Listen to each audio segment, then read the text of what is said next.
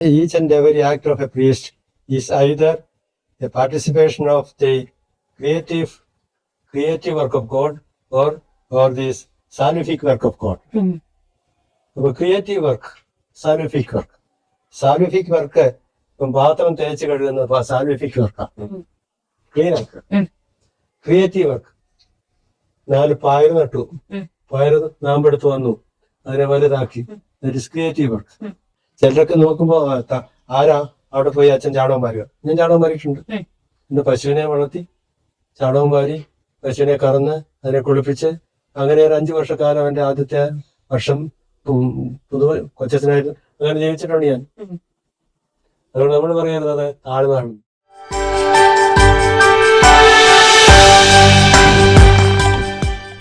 അച്ഛന്റെ ആ പൗരോഹിത്യ ജീവിതത്തിലെ ആ ബലിയർപ്പണവും ജപമാല ചൊല്ലലും അതാണ് ശരിക്കും ഒരു മോട്ടിവേഷൻ, അല്ലെങ്കിൽ ഒരു ത്രൈവിംഗ് ഫോഴ്സ് എന്നൊക്കെ പറയുന്നത് പോലെ ആ പരിശുദ്ധ കുർബാനയും ജപമാലയുമാണ് ഈ സ്ഥാപനത്തെ ഇതുപോലെ സ്മൂത്ത് ആയിട്ട് മുന്നോട്ട് കൊണ്ടുപോകുന്നതെന്ന് പറയാം അല്ലേ?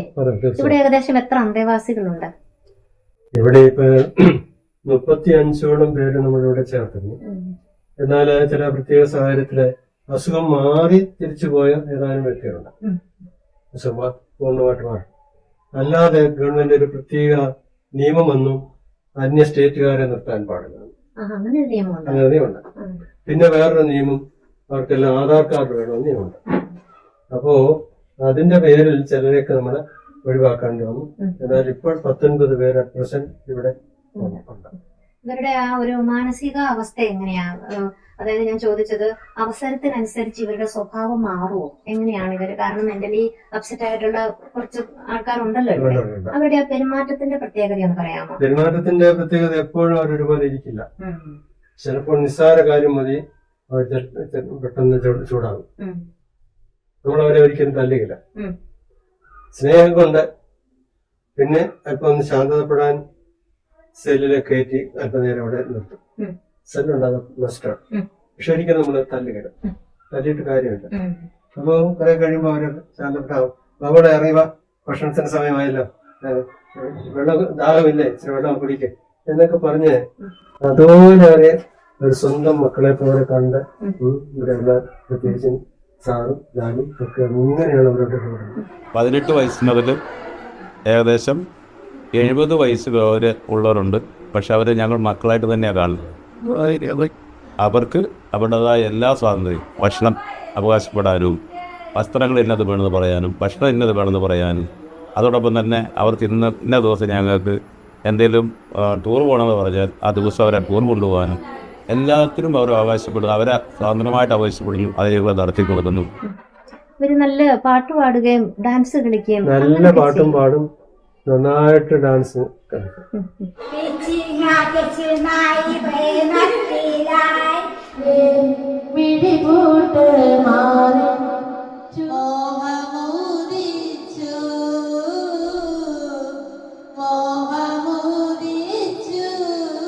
പിന്നെ മറ്റെന്തെങ്കിലും ആക്ടിവിറ്റീസ് ഇവർ ചെയ്യുന്നുണ്ടോ ഇവിടെ ഇരുന്ന് ഫ്രീ ടൈമിലൊക്കെ? ഫ്രീ ടൈമിൽ അവര് ഈ തുണി കൊണ്ടുള്ള ചവിട്ടി ഉണ്ടാക്കുന്ന അറിയാവുന്നവരുണ്ട്.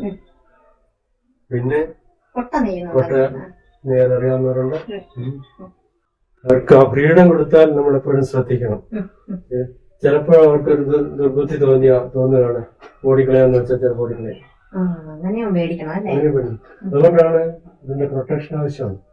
ഈ മതിലുകൾക്കൊക്കെയും അവിടെ കണ്ട് അത്രയും ഉയരത്തിൽ ചാടിപ്പോകാത്ത വിധത്തിൽ നമ്മൾ നോക്കണം.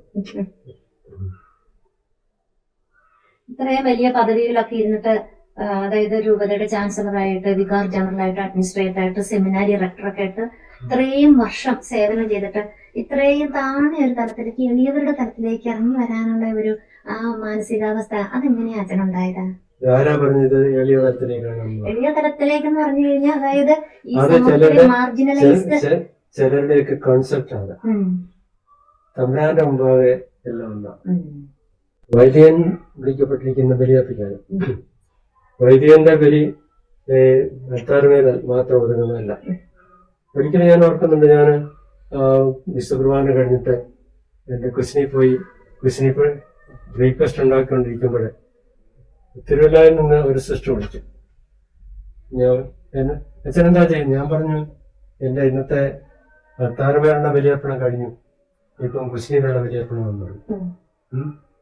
അപ്പൊ കുശിയിലുള്ള ബലിയർപ്പണം എല്ലാം തമ്പ്രാന്റെ ഉപയോഗിക്കില്ല. ബലിയർപ്പിക്കുക എന്ന് പറഞ്ഞ സ്വയം ഇല്ലാതെ തമ്പ്രാൻ കർത്താവിന്റെ യാഗവസ്തുവും യാഗാർപ്പകനും അവിടെ ബലിയാണ്. ആ ബലി തന്നെയാണ് പുരോഹിതന്റെ. ഈ താരമേലുള്ള ബലിയർപ്പണം മാത്രം കൊണ്ട് ഇല്ല, ജീവിതം അന്ന് രാവിലെ മുതൽ വൈകിട്ട് വരെയും ബലിയർപ്പണം തുടരുന്നു. അപ്പൊ ഒരു പറച്ചുണ്ട്, each and every act of a priest is either a participation of the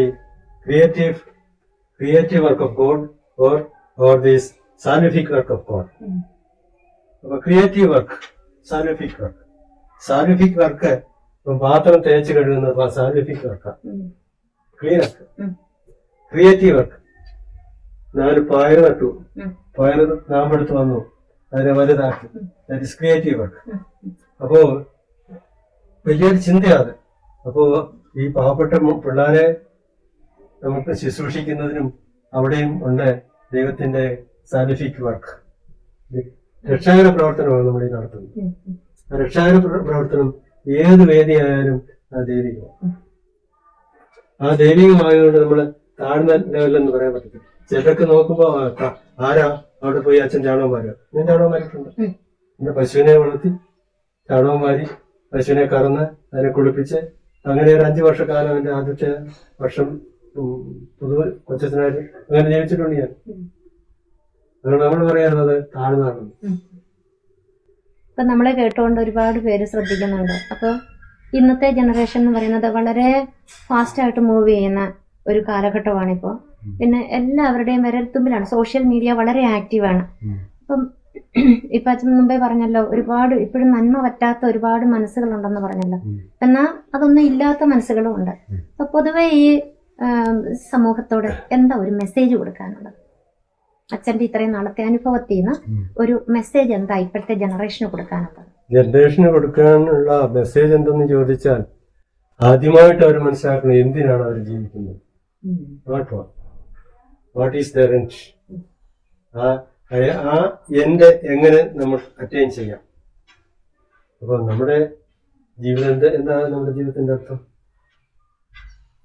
നമ്മുടെ ജീവിതത്തിന്റെ അർത്ഥം ഈ ലോകത്തിൽ ദൈവം നമ്മളെ സൃഷ്ടിച്ച് പരിപാലിച്ചുകൊണ്ടിരുന്നു. ദൈവത്തിൽ നിന്ന് വന്നു, ദൈവത്തിന്റെ പക്കലേക്ക് തിരിച്ചു. അഗസ്തീനോസ് വലിയ പാപിയായിരുന്നു. പാപിയായ അഗസ്തീനോസ് പ്രാർത്ഥിച്ച ഒരു കാര്യമാണ്, എന്റെ ദൈവമേ, എന്റെ ആത്മാവ് നിന്നിൽ വിലയം പ്രാപിക്കുന്നതുവരെയും ഞാൻ അസ്വസ്ഥനായിരിക്കും. അപ്പോൾ ഈ അസ്വസ്ഥതയാണ് ഇന്നത്തെ ജനറേഷൻ നഷ്ടപ്പെട്ടത്. ദൈവത്തിൽ എത്തിച്ചേരുക എന്ന് അതുവരെയും അസ്വസ്ഥനായിരിക്കും. സങ്കീർത്തനത്തിനും പറയുന്നുണ്ട്, മാൻ നേർത്തോടുകൾക്കായി കാക്ഷിക്കുന്നത് പോലെ എന്റെ ആത്മാവ് അങ്ങേക്ക് വേണ്ടി കാക്ഷിക്കും. അപ്പോൾ എന്തൊക്കെയോ ജോലി കിട്ടി, കാശുണ്ടാക്കി, നല്ല വീട് പണിതു, നല്ല ചെത്തുന്ന കാറുണ്ടാക്കി നടന്നു. അതുകൊണ്ട് എല്ലാം സംതൃപ്തമായെന്ന് ധരിക്കരുത്. ഒരു ഏജ് കഴിയുമ്പോഴാണ് ഞാൻ ഇതുവരെ നടന്ന വഴി ശരിയെന്നാണ്. അപ്പോൾ മെസ്സേജ് കൊടുക്കേണ്ടത് കുഞ്ഞു പ്രായത്തിൽ തന്നെ മാതാപിതാക്കളെ മക്കൾക്ക് എന്താണ് അവരുടെ ജീവിതത്തിന്റെ അർത്ഥമെന്ന് പറഞ്ഞു കൊടുത്താൽ പോരാ, അത് ജീവിതത്തിലൂടെ കാണിച്ചു കൊടുക്കണം. ഞാൻ പറഞ്ഞില്ല, എന്റെ മാതാപിതാക്കളെ കുറിച്ച് എനിക്ക് ഹൈ അപ്രീസിയേഷൻ ഉണ്ട്. ഞാൻ പലപ്പോഴും പറഞ്ഞിട്ടുണ്ട്, താനിക്കാക്കുടിയിൽ കുഞ്ഞച്ചന്റെയും സാറാമ്മയുടെയും മകനായി ജനിക്കാൻ എനിക്ക് സാധിച്ചത് എന്റെ ഏറ്റവും വലിയ അനുഗ്രഹമാണ്. പരസ്യമായിട്ട് പറഞ്ഞു. അവരുടെ ജീവിത മാതൃക, പ്രാർത്ഥന, അവരുടെ ത്യാഗമനോഭാവം, സത്യസന്ധയുടെയും നീതിനിഷ്ഠയുടെയും അനുഭവങ്ങൾ, അതെല്ലാം കൊണ്ട് ഈ ലോകം വലിയ കാര്യമൊന്നുമില്ലാതെ വലിയ പദവിയിൽ ഞാൻ പറഞ്ഞില്ല, ഞാൻ രൂപത അഡ്മിനിസ്ട്രേറ്റർ ഒക്കെ ആയിരുന്നു, ഉണ്ടായിരുന്നു. അതിന് ആ സമയത്തും എനിക്ക് ഉള്ളത് പറയാമല്ലോ, ആ സമയത്തും എനിക്ക് ചെയ്യാവുന്ന നന്മ നമ്മൾ ചെയ്തിട്ടുണ്ട്. വീട്ടിലാത്തവർക്ക് പാവപ്പെട്ട കുഞ്ഞുങ്ങളെ കല്യാണം കെട്ടിച്ചു വിട്ടിട്ടുണ്ട്. ഇതെല്ലാം പരമാവധി ചെയ്തിട്ടുണ്ട്. അപ്പൊ പിന്നെ ഇതിന്റെ കൂടെ നിന്നാൽ ചെയ്യാൻ ഒരു ലിമിറ്റ് ഉണ്ട്. അത് വേണ്ട, മാറി നിന്നിട്ട് തന്നെ അങ്ങോട്ട് ചെയ്യാമെന്ന് വിചാരിച്ചു. അതിൽ സന്തോഷം കണ്ടെത്തി. അപ്പോ ഞാൻ ഇന്നലെ എന്റെ ഒരു സുഹൃത്ത് അച്ഛനോട് പറഞ്ഞു, വെച്ചാ അച്ഛന് എന്നെക്കാട്ടും ഒത്തിരി യൂണിറ്റ് പ്രായാധിക്യത്തില് നമുക്ക് സന്തോഷമായിട്ട് തോന്നണമെങ്കിൽ നമ്മുടെ ആയുസിന്റെ നല്ല കാലത്ത് അല്ലെങ്കിൽ നമ്മുടെ ആരോഗ്യത്തിന്റെ കാലത്ത് നമ്മൾ ചെയ്യുന്ന നന്മ എത്രമാത്രം ഉണ്ടോ, പ്രത്യേകിച്ച് മറ്റുള്ളവർക്ക് വേണ്ടി നമ്മൾ അനുഷ്ഠിക്കുന്ന ത്യാഗങ്ങൾ എത്ര വലുതാണോ അത്രയും നമുക്ക് പ്രായാധിക്യത്തിൽ സന്തോഷമുണ്ടാകും. തിരിഞ്ഞു നോക്കും.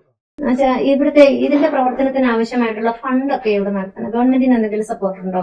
എങ്ങനെ ഈ സ്ഥാപനം ഇത്രയും വലിയൊരു മനോഹര സ്ഥാപനം ഇവിടെ കെട്ടിപ്പോക്കി ഇവിടെ അന്തേവാസികൾക്ക് വേണ്ട എല്ലാ സൗകര്യങ്ങളും ഉണ്ടാക്കി ഇതിങ്ങനെ മുന്നോട്ട് മനോഹരമായിട്ട് കൊണ്ടുപോകുന്നു? അതിനുള്ള ഫണ്ടൊക്കെ എവിടെ കിട്ടുന്നത്? ഫണ്ട് കിട്ടുന്നത് എവിടെ നിന്ന് ചോദിച്ചാൽ ഒരു വലിയ ചോദ്യം, പലരും ചോദിക്കുന്ന ചോദ്യമാണ്. എനിക്ക് എന്റെ സ്വന്തമായിട്ടുണ്ടായിരുന്ന അല്പ സ്ഥലവും ഒക്കെ വിറ്റ് അതുകൊണ്ടൊക്കെ എന്റെ കയ്യിലുണ്ടായിരുന്നതൊക്കെ കൊണ്ടാണ് ഈ സ്ഥലം മേടിക്കുന്നതും ആദ്യ പ്രാരംഭ പണികളൊക്കെ നടത്തുന്നത്. അങ്ങനെ ഇപ്പൊ അറിയാമല്ലോ, ഇവരുടെ ഈ അനുദിന ചെലവുകൾ തന്നെ കൂട്ടിയാൽ നല്ല എമൗണ്ട് ആകും. ബാക്കി പറഞ്ഞാൽ ഈ മക്കളെ സംരക്ഷിക്കാൻ എന്നോടൊത്ത് സഹകരിച്ച കുറേയധികം നല്ല മനുഷ്യരുണ്ട്. അതിൽ പ്രധാനപ്പെട്ട എടുത്തു വരപ്പെട്ട ഒരു വ്യക്തിയാണ് എന്റെ കസിൻ ബ്രദറായിരുന്ന പൂനായിലുണ്ടായിരുന്ന യോയിച്ചാന്റെ കുടുംബം, യോയിച്ചാനിയുടെ മരിച്ചു. അപ്പോ പിന്നെ എന്റെ ഒരു സുഹൃത്ത് ഒരു വൈദികനുണ്ട് ആശ്രമത്തിൽ. അച്ഛന് സമസ്യയെ കുറിച്ചുള്ള ചിന്ത മറ്റു പലരുമായിട്ടൊക്കെ ഷെയർ ചെയ്ത് വലിയ തുകയൊന്നും ആയിരിക്കുകയില്ല, ചിലപ്പോൾ ഒരു ആൾക്കാരിയുടെ അല്ലെങ്കിൽ രണ്ടാൾക്കാരിയുടെ അങ്ങനെ ചെറിയ ചെറിയ സംഭാവനകളൊക്കെ ചിലപ്പോഴൊക്കെ കിട്ടും. പിന്നെ വലിയ തുകയൊന്നും നമുക്ക് പ്രത്യേകിച്ച് ഒരു പെർമനന്റ് സോഴ്സ് ഓഫ് ഇൻകം നമുക്കില്ല. ഇപ്പോഴും ആവശ്യമുള്ളപ്പോൾ എന്റെ അറിവുകൊണ്ടും പരിചയം കൊണ്ടും എന്നെ മറ്റു മനുഷ്യരൊക്കെ അറിയുന്നത് കൊണ്ടും ചോദിച്ചാൽ കുറെയൊക്കെ സംഭാവനകളൊക്കെ തരികയും സഹായിക്കുകയും ചെയ്യുന്നു. പിന്നെ ചില പ്രത്യേക ദിവസങ്ങളിലൊക്കെ അടുത്തുള്ള മനുഷ്യരൊക്കെ ഒരു ദിവസത്തെ ഉച്ചഭക്ഷണം അവരുടേതാണ്. ഇന്ന് തന്നെ നിങ്ങൾ കണ്ടില്ലായിരിക്കും, ഇന്ന് തന്നെ ഇവിടെ അടുത്തുള്ള യാക്കോബിറ്റ് പള്ളിയിലെ യൂത്തിന്റെ വകയായിട്ടാണ് ഈ മക്കൾക്ക് ഭക്ഷണം കൊണ്ടുവന്നിരിക്കുന്നത്, ബിരിയാണി കൊണ്ടുവന്നത്. അങ്ങനെ ചിലപ്പം വേറെ ദൂരെയുള്ളവരും പണം വാങ്ങിച്ചു തന്നിട്ട് അങ്ങനെ ഭക്ഷണമായിട്ട് കൊണ്ടുവരും, കൊടുക്കും. ചിലർക്ക് ആർട്ടികളായിട്ട് മറ്റ് അരിയായിട്ട് വരും, ചിലർക്ക് പിള്ളേർക്കൊക്കെ വസ്ത്രങ്ങൾ കൊണ്ടുവരും. അങ്ങനെ പലതരത്തിൽ അവരെ സഹായിക്കുന്നുണ്ട്. ഇന്നലെ ഒരു പാവപ്പെട്ട സ്ത്രീ, തീരെ പാവപ്പെട്ട സ്ത്രീ 4 കോഴി കൊണ്ട് വന്നിരിക്കുക ഈ കുഞ്ഞുങ്ങൾക്ക് വെച്ചു കൊടുക്കാൻ, പാവപ്പെട്ട സ്ത്രീ. അപ്പം ഞാനത് മനസ്സിലാക്കുന്നത് ഇന്നും മനുഷ്യന്റെ ഹൃദയത്തിൽ നിന്ന് അനുകമ്പ മാറിപ്പോവാതെ കത്തിച്ചിരിക്കുന്ന നിരവധി ആളുകൾ ഇന്നും ഈ ലോകത്തിലുണ്ട്. അപ്പൊ നമ്മള് നന്മ ചെയ്യുന്നത് കാണുമ്പോൾ അതിനെ അപ്രീഷിയേറ്റ് ചെയ്യാനും സഹകരിക്കാനും പറ്റിയ കുറെ അധികം ആളുകൾ ഇന്നും ഈ ലോകത്തിലുണ്ട്. അതുകൊണ്ട് എനിക്കതുകൊണ്ട് ഒരു ആകുലതയായിട്ട് തോന്നിയിട്ടില്ല. ഇതെങ്ങനെ മുമ്പോട്ട് ഞാൻ ഒരിക്കലും ആകുലപ്പെട്ടില്ല. പിന്നെ തുറന്നു പറയാം, ഞാൻ ഒത്തിരിയും ബലിയർപ്പിക്കുമ്പോഴും അല്ലാത്തപ്പോഴും പരിശുദ്ധ അമ്മയോടും ഈശോയോടും ആഴമായിട്ട് പ്രാർത്ഥിക്കുന്നുണ്ട്. ആഴമായിട്ട് പ്രാർത്ഥിക്കുന്ന അനുസരിച്ച് ചിന്തിക്കുന്നതിനപ്പുറമായിട്ട് ഉള്ള അനുഗ്രഹങ്ങൾ സാമ്പത്തികമായിട്ടും അല്ലാതെയൊക്കെ ദൈവം തമ്പുരാൻ നമുക്ക് തന്നുകൊണ്ടാണ് ഇരിക്കുന്നത്. അപ്പോൾ അതൊരു വലിയ ഇനി ഭാവി എങ്ങനെ ഞാൻ നോട്ട് വറീഡ് അബൌട്ട് ഇറ്റ്. ദൈവം ഇത്രയും നാളെ ദൈവം നടത്തി, ഇനിയും ദൈവം നടത്തും. അപ്പൊ എന്നോടൊപ്പം സഹകരിച്ച് പ്രവർത്തിക്കുന്ന പ്രധാനപ്പെട്ട ഒരാളാണ് ഞാൻ മാറ്റി. ദൈവം അദ്ദേഹത്തിന്റെ വീട്ടുകാരും ഒക്കെ സഹകരിച്ച് പല കെടുതികളിൽ നിന്നും നമുക്ക് ഓരോ കാര്യങ്ങൾ നടത്തിക്കൊണ്ട് മുമ്പാനായിട്ട് സഹായിക്കുന്നു.